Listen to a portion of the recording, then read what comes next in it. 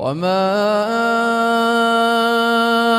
أَرْسَلْنَاكَ إِلَّا رَحْمَةً لِلْعَالَمِينَ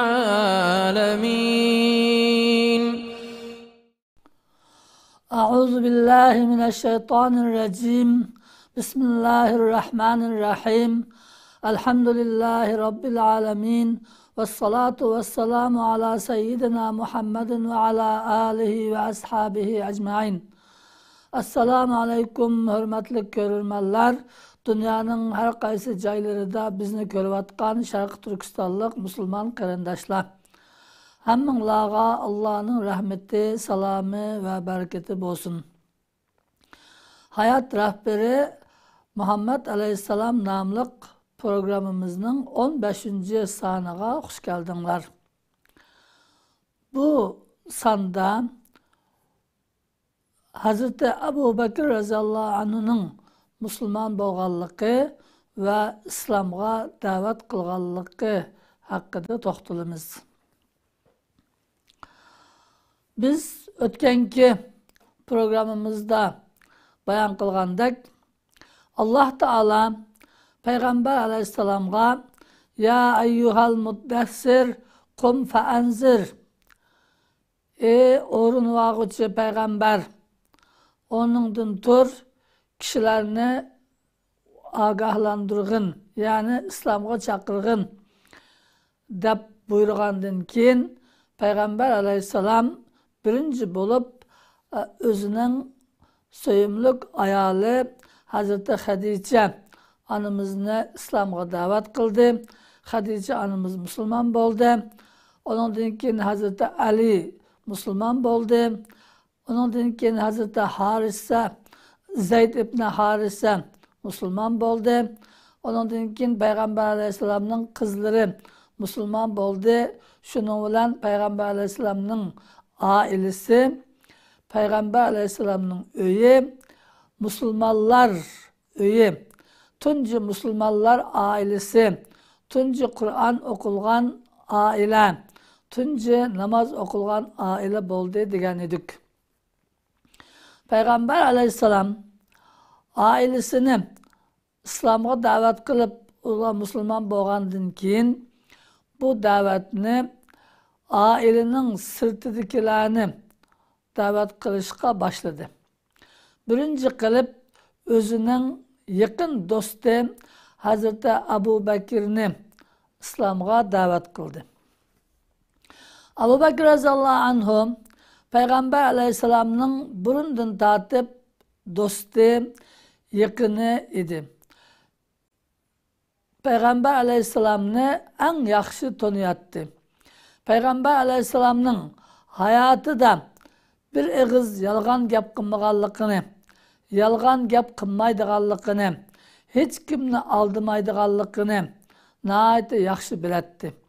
Onun için Hazreti Ebu Bekir radıyallahu anhu Peygamber Aleyhisselam davet kılış bilen işkilenip kalmasın, bu rast peygamber midir dep kalmasın, derhal Peygamber Aleyhisselam'ın davetini kabul kılıp Müslüman oldu. Peygamber Aleyhisselam Hazreti Ebu Bekir radıyallahu anh'ın bundak tez Müslüman bolganlığını keyin sahabelerge bayan kılıp mundaktaydı. Ma da'avtu ahadan ilal İslam illa kanat indahu kabvatun ve teraddudun ve nazar. Ben kaysi bir kişine İslam'a davet kılsam o kişinin aldıda bir işkiliniş, bir toxtap kılış ve bir tekşürüş, oylanış bolgan idi. Yani Peygamber Aleyhisselam kimni özünün peygamberlikiga işiniş, Allah'tan yeni dinini elip kelganligiga işiniş, butlarning ilah emasligiga işiniş, butlarni taşlap bir Allah'a işinip bir Allah'la kulçuluk kılışkan, çakırgan vaxtida her kandak kişi aldı bilen bu bir toxtap kalıdı. Çünkü yıllardan beri, tarixdan beri ibadat qilib kelgan, cho'qinib kelgan, oti bobosidan tortib kelgan bir dinni tashlab, yangi bir dinni qabul qilish undoq oson emas. Onun uchun bu yangi dinning haq din ekanligini bilib, buningga qoyil bo'lish, kona dinininki to'g'ri emasligiga iqna qoyil bo'lish kerak bo'ladi. Shuning uchun har qanday kishi Payg'ambar alayhisolamning da'vatini anglagandan keyin biraz ikkilanib, taraddud qilib qoladi. Bizning ota-bobomizdan tortib qilib kelgan ibodatimizni, ishinib kelgan ilahlarimizni bu ilah emas, bu ibodat to'g'ri emas, da'vatidu bu qandoq gapdi deb biraz ikkilanib, taraddud qilib qoladi. Va buni o'ylanib, haqiqatni tushungandan keyin Allohning hidoyat qilishi bilan musulmon bo'ladi. Lekin illa Abu Bakrin ma akama hina da'awtuhu ve la taraddada fihi.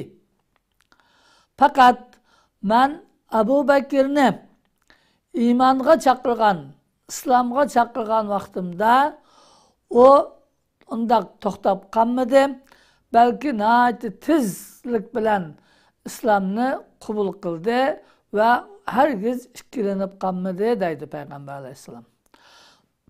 Abu Bakr radhiyallohu anhuning bu alayidiligi Payg'ambar alayhisalomga haqiqiy ishonadiganligi, Payg'ambar bo'lishdan ilgari Payg'ambar alayhisalomning go'zal axloqini yaxshi biladiganligi, Payg'ambar alayhisalomning Allohning haqqida yolg'on gap qilib, yolg'ondan o'zini payg'ambar demaydiganligi, Payg'ambar alayhisalomning Allohdan olib kelgan dinning haq ekanligiga qilcha shaklanmasdan ishonganligi uchun Payg'ambar alayhisalom da'vat qilish bilan darhol musulmon bo'ldi.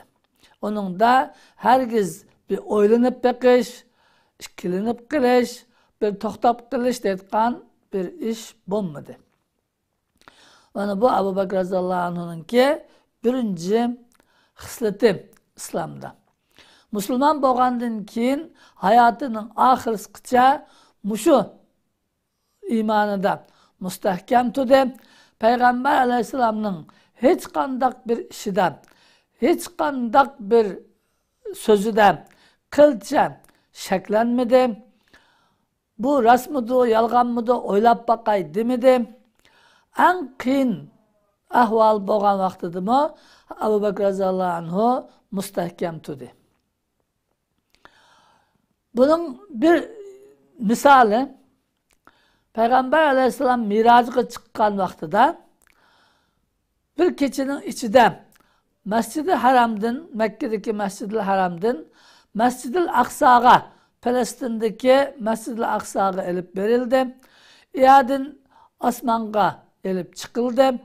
7 qat osmonning ustida Sidratul Muntaha degan yerga chiqdi. Uning ustiga chiqib Alloh taolo bilan ko'rishdi. Alloh taolo bilan ko'rishib qaytib kelgandan keyin Makkada o'zininki bu kecha Mirojga chiqqanligini Falastindagi Baytul Muqaddasga berib Masjid-i Aqsoda payg'ambarlarning ruhiga imom bo'lganligini bayon qilganda Makkaliklar nihoyat xushilab ketdi. Mana Muhammad o'zininki salonligini rasmiy e'lon qildi. Biz buni necha vaqtning o'zi salon deb isbotlagan edik. Endi o'zining salonligini e'lon qildi. Chunki bir kechining ichida bir oylik jiroq yerdagi Falastinga berib, Falastindagi masjidda imom bo'lib, undan keyin osmonga chiqib keldim deb bunda jo'lyotdi deb hammasi shundoq bu salonligini dedi deb shunday deb ketdi. Shuning bilan bir turkum kishilar Abu Bakr radhiyallohu anhuning qishig'i berib, Payg'ambar alayhisalom uni bayon qilgan yerda Abu Bakr radhiyallohu anhu yo'q edi, uyda edi. Abu Bakr radhiyallohu anhuning uyiga berib, seninki bu do'sting o'zininki sarangliqini bugun rasmiy oshkora qildi degandiki nim bo'ldi deganda o hozir bugun bir kechining ichida mushu Makkadan bir oylik yiroqdagi Falastinga berib Falastindagi Masjidul Aqsa degan masjidda namoz o'qib, yerdan 7 qat osmonning ustiga chiqib, yana kap bo'lganligini da'vo qilyotdi. deb shundoq dedi. Bunda degandiki, shunga ishongan olamdi deganda Payg'ambar alayhisalom Hazrat Abu Bakr roziyallohu anhu law qalahu faqat sadaq dedi. Agar mushu sizlar da'vat qilgan gapinglarni degan bo'lsa, rost degan bo'lsa, o to'g'ri so'zlaydi, men uning ishonaman dedi. Ya'ni bu gapning ma'nosi sizlarning menga yetkazayotganinglar men sizlarda shak qilaman. Mushu gapni rost Payg'ambar alayhisalomdan angladinglarmi yo sizlar to'qiyotamisizlar? Agar Payg'ambar alayhisalomdan rost anglagan bo'lsanglar, Payg'ambar alayhisalom bu gapni sizlarga degan bo'lsa, men onunğa tasdiq qilaman, chunki o yolg'on so'zlamaydi, o sarang emas, o to'g'ri so'zlaydi. Onunki Masjidul Aqsaga bordim, keldim degini, osmonga chiqdim, tushdim degini hammasi rost deb o'zining ishonganligini e'lon qildi. Mana shuning bilan Abu Bakr roziyallohu anhuga Siddiq degan nom berilgan. Siddiq degan nayt bek tasdiq qiluvchi, bek ishonguchi degan bo'ldi. Hech qanday bir so'zga ishonish shunday qiyin bo'lib qolgan kishilarning oldida so'zlarga hargiz taraddud qilmasdan, ikkilanmasdan, shubhalanmasdan iymon keltirgan zot. Onun uchun Abu Bakr Siddiq deymiz. Nayt bek tasdiq qiluvchi zot degan bo'ldi. Abu Bakr roziyallohu anhu Mekke'de tonulgan Kureyşlerinin içinde itibarlık, yüzlük kişiydi. Hem de adam onu yaxşı göretti, onun sohbetiga katılattı. Çünkü Abu Bakr roziyallohu anhu Araplarınki neseplerini yaxşı biletti. Araplarınki tarixini yaxşı biletti. Kelgenlerge sözlep biletti. Bu Araplar özününki neçe avlat nasibinidan faxrlanadigan bir millet. Onun için yaşlar özünün nasibininki nega uluşadiganligini bilish uchun Abu Bakr roziyallohu anhuning qishig'i kelatdi. Oningdan nasab haqida ma'lumot olatdi, tarix haqida ma'lumot olatdi, uning suhbatiga qatilatdi. Şuna Abu Bakr roziyallohu anhuni Makkaliklar bulapni Quraysh nayt bek yaxshi ko'ratdi. Uning ichidan yoshlar bugun biz ziyoli deb atayotganga o'xshash shu chaqninki ziyolilari Abu Bakr roziyallohu anhuga nayt bek hurmat ehtirom bilan qaraydi. Uning so'zlariga e'tibor beratdi. Makkada shundoq tonilgan kishi edi. Abu Bakr roziyallohu anhu yana nayt güzel ahlaklık kişiler bilan asan kelishadigan shundoq ko'ngli ko'ksi keng kishilarga kechirimchan xushfe'l shunday kishi edi. Uning uchun barliq yoshlar olsun, çoğlar olsun, Abu Bakr roziyallohu anhuning qishig'i kelishni, uning bilan birga o'tirishni yaxshi ko'ratdi.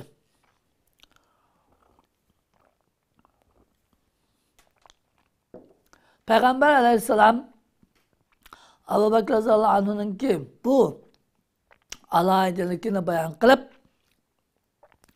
Erhamu ummati bi ummati Abu Bakr deydi. Mening ummatlarim ichida ummatimga eng rahimdil, eng ko'yimchan kishi Abu Bakr deydi. Mushundaq ko'yimchanligi, rahimdilligi, bilimining ko'pligi, güzel ahlakı, fazileti bilan kishilarni o'ziga jalb qilgan hamma kishi o gap qilsa uning gapiga quloq soladigan, uning gapidan naytibak xursand bo'ladigan, uning bilan birga o'tirish, uning suhbatini anglashga intiladigan mushundaq zot edi. Abu Bakr radhiyallohu anhu buningdan boshqa Makkada yana baylardan edi. Ticaret qiladigan jamiyatda e'tibori yuqori baylardan edi. Har qanday jamiyatda yurt cho'nglari baylardan bo'ladi.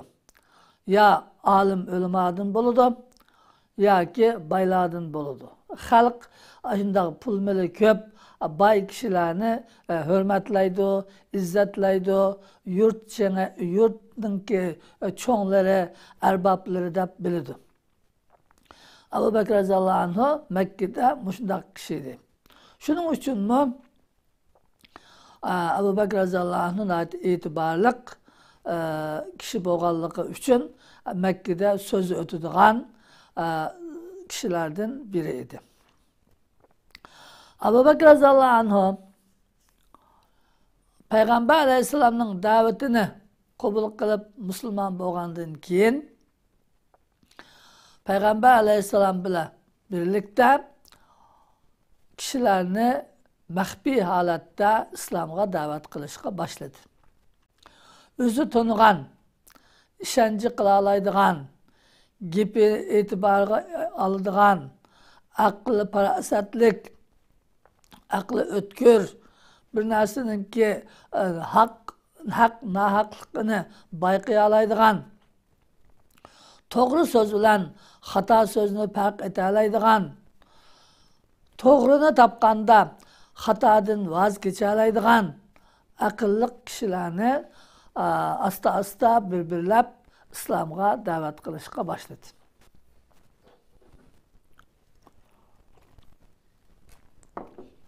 Abu Bakr radhiyallohu anhu yuqorida deganimizdek o'zini aytib esil, axloqini aytib go'zal, ishlarini aytib to'g'ri, kishilarga xushfe'llik bilan, mehr shafqat bilan muomala qiladigan to'g'ri so'zlik kishi bo'lganligi uchun bu e'tiborini islomni nashr qilish, kishilarga islomni yetkazish, kishilarni islomga da'vat qilish uchun bu e'tiborni yaxshi ishlatdi. Mana shunday qilib jamiyatdagi ijtimoiy, adabiy kuchi bilan, iqtisodiy kuchi bilan nurg'un kishilarni islomga chaqirib musulmon bo'lishiga sababchi bo'ldi. Abu Bakr radhiyallohu anhuning qo'lida ko'plagan kishilar musulmon bo'lgan. Bularning ichida eng boshda musulmon bo'lganlar birinchisi Osman ibn Affan radhiyallohu anhu.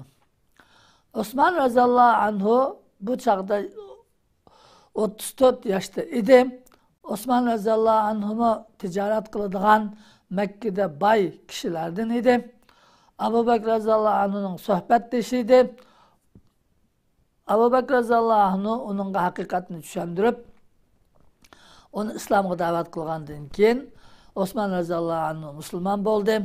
O musulmon bo'lgandan keyin barliq iqtisodini, barliq kuchini islom uchun ishlatdi. Hatta Payg'ambar alayhisolamning ikki qizi bilan o'ylanib, Zinnurayn, ikki nur egisi degan laqabga erishgan. Ondan keyin ikkinchi bo'lib Abu Bakr radhiyallohu anhuning da'vati bilan musulmon bo'lganlardan biri Hazrati Abdurrahman ibn Avf radhiyallohu anhu. Abdurrahman ibn Avf radhiyallohu anhu Makkada nayt yüzlük, e'tiborli, katta tijoratchi baylardan edi. Bu kishi 30 yosh edi. Bu nayt aql farosatli kishi bo'lganligi uchun Abu Bakr radhiyallohu anhuninki da'vatini qabul qilib musulmon bo'ldi. Har bir kishi Rasul Abu Bakr radhiyallohu anhuninki da'vatini qabul qilib musulmon bo'lishni xohlaganda Rasulullohning oldiga elib keladi. Rasulullohning oldida musulmon bo'ladi. Ondan keyin Abu Bakr radhiyallohu anhudan Rasulullohga kelgan vahiylarni o'rganatdi. Abdurrahman ibn Avf radhiyallohu anhu barliq hayoti bo'yicha islomga da'vat qilish, jihad qilish, mol mulkini Alloh uchun ishlatish bilan bo'lgan ulug' zot. Üçüncü, Abu Bakr radhiyallohu anhu'nunki davet bilan musulmon bo'lganning üçüncüsü Sa'd ibn Abi Waqqas. Sa'd ibn Abi Waqqas radhiyallohu anhu bu çağda 17 yaşta idi. 17 yaşlık bir yaş. Nəhayət aklı ötkür, nəhayət küçlük, itibarlı kişi idi Mekke'de. Bu kişimi hakkını tutup Allah'ın ki hidayet kılışı bilen Abu Bakr radhiyallohu anhu'nun davet kılışı bilen Müslüman oldu. Peygamber aleyhisselam'ın aldığı gelip iman etti. Ondan keyin en kahraman kişilerden bulup Allah yolunda cihat kılıp dinini güçlendiriş yolunda barlık gücüyle tirişti. Dördüncü, Abu Bakr radhiyallohu anhu'nun davetiyle Müslüman bo'lganligining dördüncüsü Zübeyir ibn Avvam degan kişi. Zübeyir ibn Avvam Müslüman bo'lganda 12 yaşlık küçük bala idi. Ama nəhayət kahraman, nəhayət güçlük, aklı nəhayət ötkür zat idi. Beşincisi, Abu Bakr radhiyallohu anhu'nun davetiyle Müslüman bo'lganlar Talha ibn Ubeydullah. Talha ibn Ubeydullah radhiyallohu anhu 13 yaşta Müslüman oldu. Demek şu yaşlar İslam dinini başta kabul kılgan, hakkını tanıgan, burunqi Budist dininin nahaq ekanligini, to'g'ri emasligini bilib yetgan, Peygamber aleyhisselam'ның davetinin haq ekanligiga qoyil bo'lib Müslüman bo'lgan zotlar. Bular Mekke halkının içinden tanlangan kişiler. Bu kişiler özününki cemiyetteki ornu, aklının ötkürlüğü, Allah'a bo'lgan imanının mustahkamligi bilan İslam'a nəhayət çoğ töhfə qoşqan kişiler. Bunun her biri Müslüman bo'lgandan keyin özleri yine başkalarını davet kılıp, özü tanıydıgan, özününki gepini kabul kıldıgan, aklı parasatlık, müşündak yaşlarını İslam'a davet kılıp, Müslümanlar bağın sıra kemip, köpüyüp bağdı. Demek, biz bir adam şunu bilişimiz lazım ki, birinci, bu davetini Peygamber aleyhisselam'ның mahfi, yoşurun elip bağlılığının hikmetini bilişimiz lazım. Peygamber aleyhisselam'a peygamberlik kelgan vaxtida dünyada İslam dinini bildiğen, hak dinini bildiğen hiç kim yok idi. Peygamber aleyhisselam özü yalnız. Bu dinni kişilerge yetkizüş gerek. Kişilerini bu dinine davet kılış lazım. Bununla davet kılış için kişilerinki kılıvatkan işlerinin doğru emasligini, meňivatkan yolunun hatalıkını, burunqi dillerinin hata din ekanligini, atı boğularına qarğularca agishning doğru emasligini, butlarınki ilah bolanmaydiganligini ularga bildiriş lazım. Onundan keyin Allah'a davet kılış lazım. Hem de bu gapni aşkara e'lon qilib desa, jamiyatda qarshilikqa uchraydi. O hech kim Müslüman bo'lmay turib, balki Peygamber aleyhisselamni o'ltirib o'tadi, bizning dinimizni buzg'uluq qopding, jamiyatimizni buzg'uluq qopding deb, balki hech kim bilan kurashtirmaydi. Bu davet yolu, davetni hep bağlı bo'lmaydi. Şunun için Peygamber aleyhisselam davetini aldı bilen yoşurun elip bağdı. Birdin özü işenci kılalıgan, akıl parasatlık, doğru nahaklı düşünalaydıgan kişilerine davet kıldı. Abu Bakr radhiyallohu anhu musulmon bo'lgandan keyin yuqorida deganimizdek Abu Bakr radhiyallohu anhuning qo'lida bir necha kishi musulmon bo'ldi. Ularning qo'lida yana bir necha kishi musulmon bo'ldi. Shunday qilib birdan da'vat qilib bu musulmonlarning sonini ko'paytdi. Demak, har qanday biz bir ishni vujudga chiqarmoqchi bo'lsak, g'alaba qilmoqchi bo'lsak, g'oyamizga yetmoqchi bo'lsak, ishlarimizni maxfiy olib berish kerak. Qarshilikqa uchramaslik, dushmanning qarshiligiga uchramaslik uchun dushmanni o'g'itib qo'ymaslik kerak. Dushman bizning nima ish qilayotganligimizni bilmasligi lozim. Shunday taktikalik ish qila olsak, undan keyin g'alaba qila olamiz. Unda qilmay, cho'ng kichik hamma ishlarimizni oshkora qilib qo'ysak, o chaqda bizning qilmoqchi bo'lgan ishimizni qig'ilib qo'ymaydigan, oldimizga to'salg'i bo'ladigan, dushmanlarning har turli suiqasdlarga uchraymiz, yo'limiz to'slab qoladi. Ikkinchi masala bu yerda yoshlarni islomga da'vat qilganligi, yoshlarning musulmon bo'lganligi. Chunki yoshlar aqli o'tkir keladi. Yangilikni oson qabul qila oladi.